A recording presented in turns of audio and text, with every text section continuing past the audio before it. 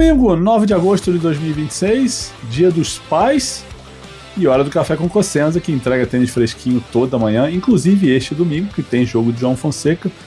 Então estamos aqui com o café sempre com informação e opinião embasada e filtrada na temperatura certa. Hoje eu vou falar sobre João Fonseca e Ben Shelton, o que esperar desse duelo de hoje à noite em Montreal.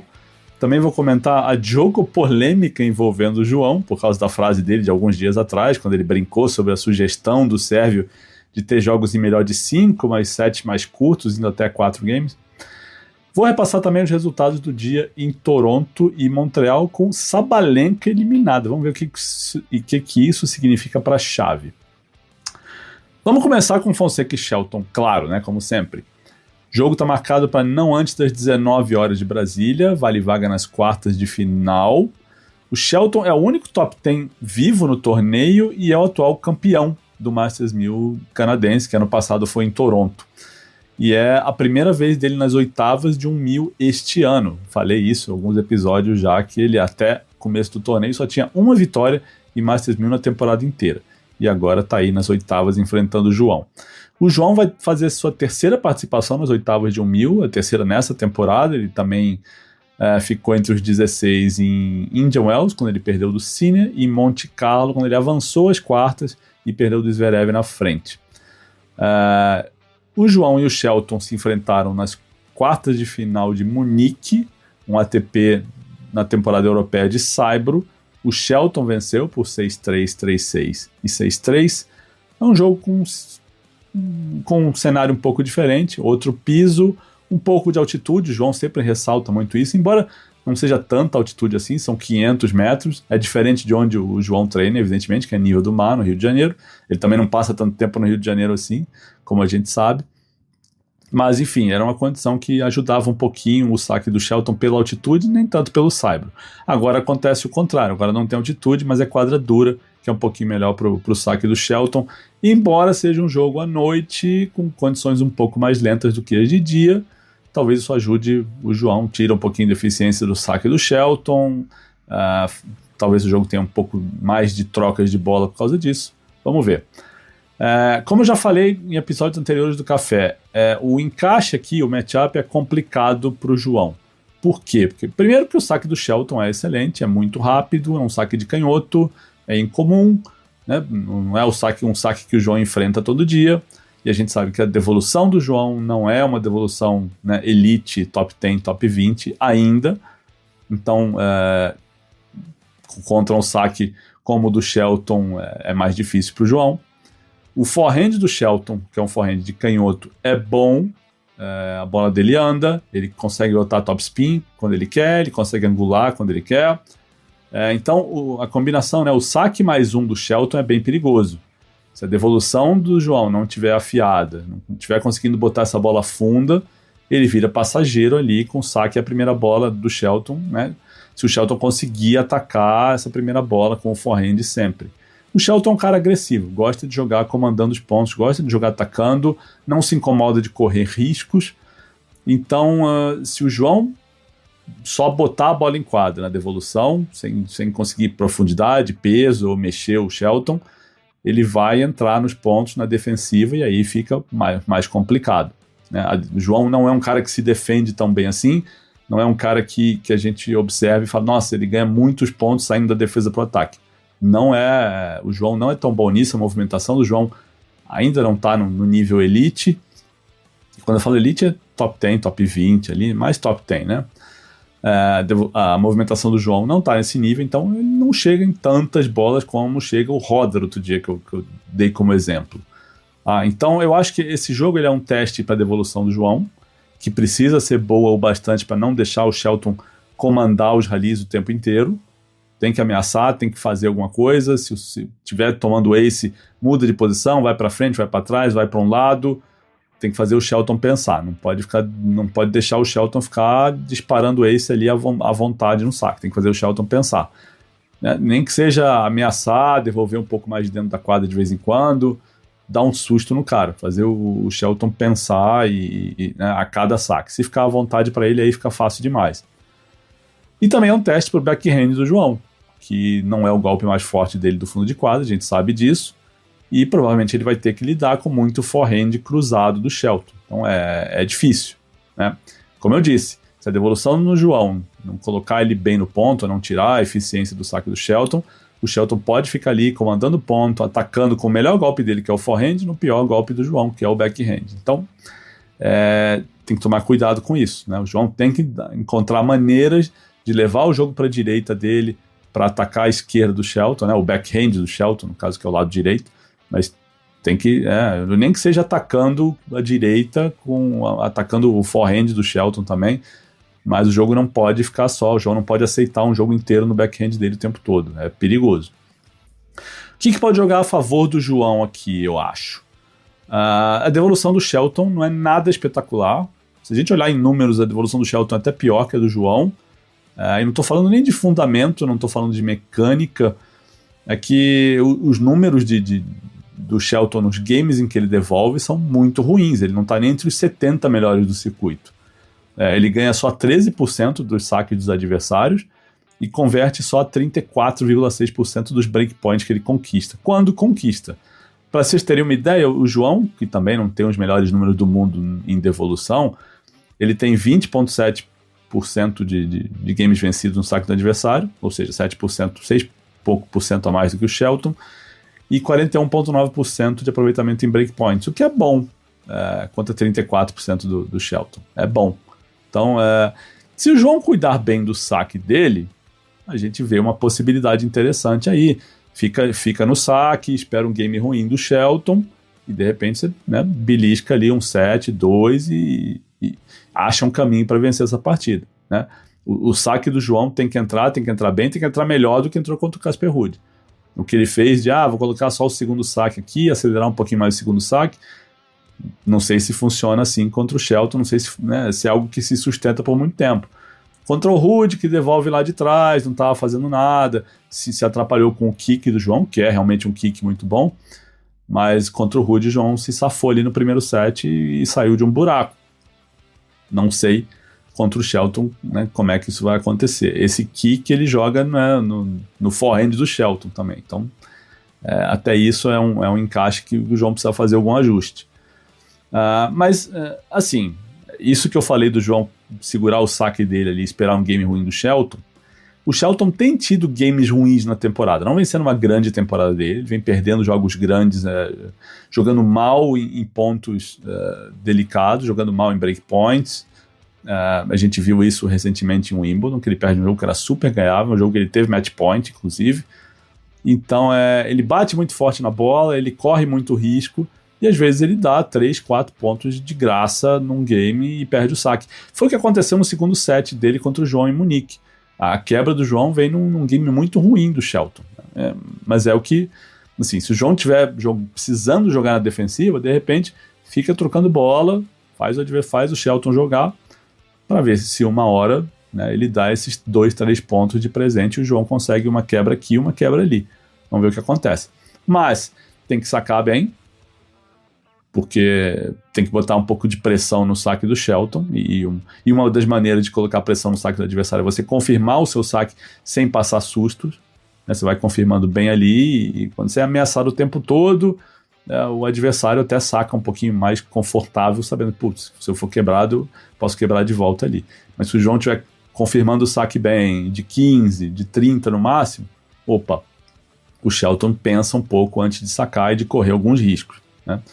Tem que devolver bem também. Estou falando óbvio aqui, mas eu expliquei por quê, né? Acho que vocês estão entendendo. Tem que devolver para não deixar o Shelton mandar nos rallies o tempo inteiro nos games de saque do Shelton. O backhand não pode errar tanto, como errou contra o Ruud, errou contra o Tsitsipas nos sets iniciais. Tem que sustentar as trocas ali, mesmo que seja contra o forehand do Shelton. E, claro, não é um jogo simples, evidente.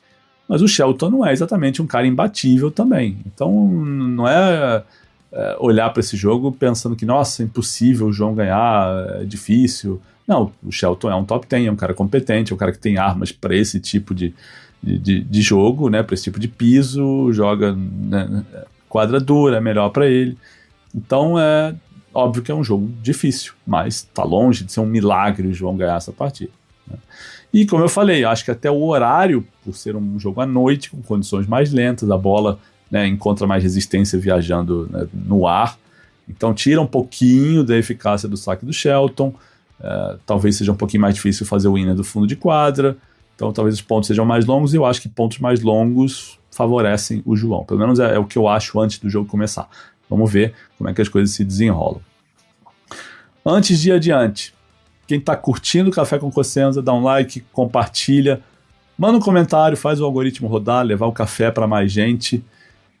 E quem quiser saber como apoiar o Saque e Voleio financeiramente, mensalmente, receber recompensas e fazer parte dessa comunidade, que é muito mais do que um grupo de bate-papo que a gente tem no Telegram, é uma comunidade que se encontra, troca ideias e convive, né? A gente disputou um torneio, o Saque e Voleio Open, 2 semanas atrás, que foi maravilhoso.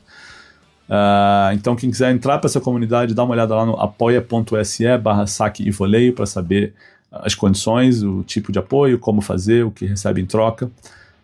E quem estiver ouvindo e se interessar em patrocinar o Café com Cossenza, quem quiser ter sua marca associada com o podcast número 1 de tênis no Spotify, número 1 de tênis no Apple Podcasts, um programa que está crescendo diariamente, chegando a mais de 200 mil visualizações no último mês.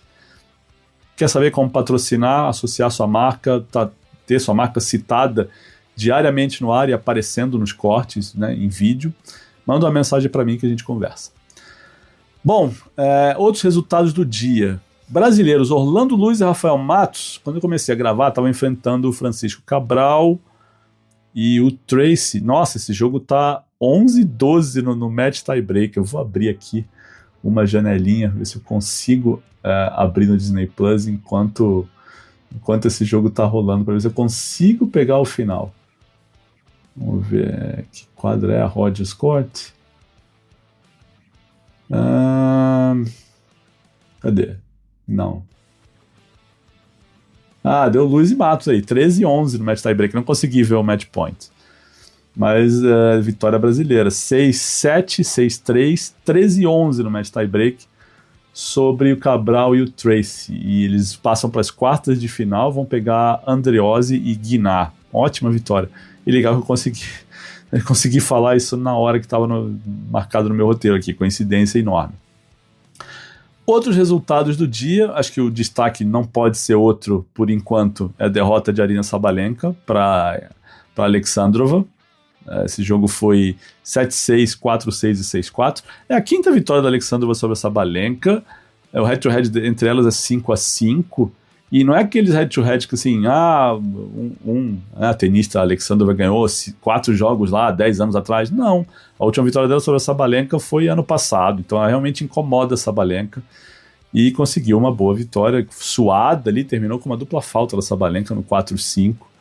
Era o terceiro match point da Alexandrova e foi o grande resultado, né? Os outros, a Swiatek, a Iga, ganhou da Kostyuk 6-2 no terceiro, uma vitória importante para a Iga, porque ela, né, vinha de derrota para Kostyuk recente, no Saibro inclusive, não estava jogando bem e perdeu o primeiro set nesse sábado e conseguiu a virada. E suou muito ali no final, o último game, né, que ela saca em 5-2, foi apertadíssimo, igualdade, breakpoint para Kostyuk. Kostyuk teve chance de quebrar num ponto ali que ela estava bem no ponto, mas cometeu um erro. E a Iga acabou fechando 6-2, vibrou muito quando fechou, e ela falou na entrevista depois do jogo, né, que foi acho que uma das vitórias mais importantes dela na temporada. E realmente, a Schneider tirou a Pegula, 6-3, 6-3, e agora, enquanto eu tô gravando isso, a Svitolina tá sacando para fechar o jogo contra a Anisimova 6-2 e 5-4. E era o jogo que estava aberto aqui na minha janelinha quando eu troquei para ver o Orlandinho. Deixa eu voltar aqui. A Anisimova, aqui tá um pouquinho atrasado, tem um delay ainda. A Anisimova acabou de fechar o 9º game. E no masculino, em Montreal, Darderi passou pelo Borges, 7-5 no terceiro. O Nakashima também fez 7-5 no terceiro sobre o Rinderknecht. Roda 6-3, 6-3 sobre o Lerhetka. E o Fils está 6-2 e 4-3 em cima do Norrie enquanto eu estou gravando isso. Tá no segundo set, o Norrie sacando em 3-4, 30-15. Antes de terminar, gente, deixa eu falar dessa Djoko polêmica idiota aqui, que, como eu comentei 2 dias atrás, teve uma milicinha besta dessas que fez uma polêmica do nada, criticando o João, quando ele disse que o Djokovic só tinha sugerido jogos mais curtos por causa do físico, da idade dele, né? E o que o Djokovic falou foi numa entrevista que ele disse que gostaria que, de repente, as partidas todas tivessem menos de 2 horas, e que seria legal ter partidas em melhor de 5 sets, só que os sets indo até 4 e sem vantagem, tudo com no edge. E o João falou que o Djokovic está dizendo isso por causa do físico dele, ele está chegando perto dos 40, né? Óbvio. E teve risada na hora que o João falou, enfim. Só que teve fanático dizendo que o brasileiro foi desrespeitoso, que decepcionou, que blá blá blá, uma preguiça enorme desse povo. E nesse dia, nesse café, eu avisei aqui, é por causa de gente imbecil assim, que atletas começam a dar entrevistas sem personalidade, sem dar opinião nenhuma, fugindo de tudo quanto é resposta que pode gerar um mínimo de polêmica, sem dar opinião nenhuma. Um monte de resposta protocolar. E aí o que aconteceu? O João falou isso, teve essa repercussãozinha aí, e na coletiva, depois de ganhar do Casper Ruud, voltaram a perguntar isso para o João, dizendo que não tinha ficado clara a intenção dele. E aí ele teve que desenhar, dizendo, eu estava brincando, né, entre aspas. Todos sabemos que ele está ficando mais velho, mas é claro, eu faria o mesmo se fosse ele. Acho que ele também estava brincando ao falar sobre isso. Fecha aspas. E repetiu, dizendo que jogou sets assim, mais curtos, no Next Gen Finals, e que se deu bem. Então, abre aspas, é claro que eu estava brincando, fecha aspas. Ponto. Obrigado, João, por explicar. Dá até vontade de pedir desculpa por ele ter precisado se explicar, que é um negócio, meu Deus do céu, né? E agora eu já sei até o que vai acontecer. Os fanáticos, aquela policinha do não fala nada do meu tenista preferido, que tem em todas as torcidas, mas a do Djokovic é especialmente chata com isso. Essa turma vai dizer que o João não deveria nem ter brincado, que não é coisa pra brincar. Vamos procurar o que fazer, né, gente? Haterzinho barato, haterzinho burro mesmo, né? Falei, pronto, são burros. Ai. Mas é isso, né? Pena que tenha terminado assim o podcast. Numa vibe não muito legal. Mas, gente, um ótimo domingo para todo mundo. Festejem bem o Dia dos Pais. Meu Dia dos Pais vai ser jogando tênis com meu filho. Meu filho tem 4 anos, para quem não sabe. Vou botar ele numa quadra, vou levar a raquetinha. E depois a gente vai almoçar no restaurante que eles chamam de Restaurante da Vaquinha, que é uma casa de carnes aqui perto de casa, que tem uns bichos esquisitos, uma vaca, umas coisas que parecem uns minotauros espalhados pelo restaurante. É esquisitíssimo, mas ele adora. Então a gente vai almoçar lá. Espero que vocês curtam todos bastante o domingo, junto com os pais, os filhos, enfim. E amanhã o café tá de volta. Um abraço!